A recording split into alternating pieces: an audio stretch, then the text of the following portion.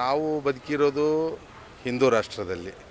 ನಮಗೆ ಮೂಲತಃ ಜನಿವಾರ ಲಿಂಗು ಕೆಲವೊಂದು ಸಮಾಜಕ್ಕೆ ಕೆಲವೊಂದು ಇದೆ, ಏನು ವಸ್ತುಗಳಿದೆ.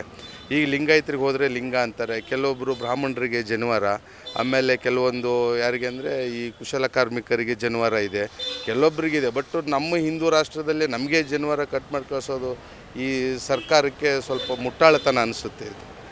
ಇದನ್ನು ಯಾರು ಕಟ್ ಮಾಡಿದಾರೋ ಅವ್ರ ಮೇಲೆ ಕ್ರಮ ತಗೋಬೇಕು. ಈ ಸರ್ಕಾರಕ್ಕೂ ಕೂಡ ಈ ಸಿದ್ದರಾಮಯ್ಯನವ್ರಿಗೆ ಸಿದ್ದರಾಮುಲ್ಲಾ ಖಾನ್ ಅಂತಾರಲ್ಲ, ಅದು ಸತ್ಯನೇ ಅನಿಸುತ್ತೆ.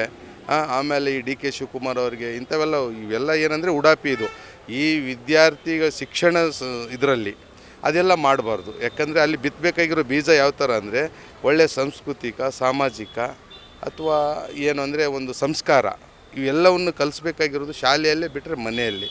ಅಲ್ಲಿ ಹೋಗಿಬಿಟ್ಟು ಧರ್ಮ ಬಿತ್ತೋದು, ಅದನ್ನು ಕಟ್ ಮಾಡಿ ಕಳಿಸೋದು, ಇದನ್ನು ಕಟ್ ಮಾಡಿ ಕಳಿಸೋದು, ಇದು ತುಂಬ ಏನಂದರೆ ಅನ್ಯಾಯ. ಈ ಥರ ಮಾಡಬಾರ್ದು. ಈ ಸರ್ಕಾರಕ್ಕೆ ಏನಂದರೆ ಸ್ವಲ್ಪ ದಿವಸ ಹೌದು, ಈ ಸರ್ಕಾರನೂ ಸರಿ ಇಲ್ಲ.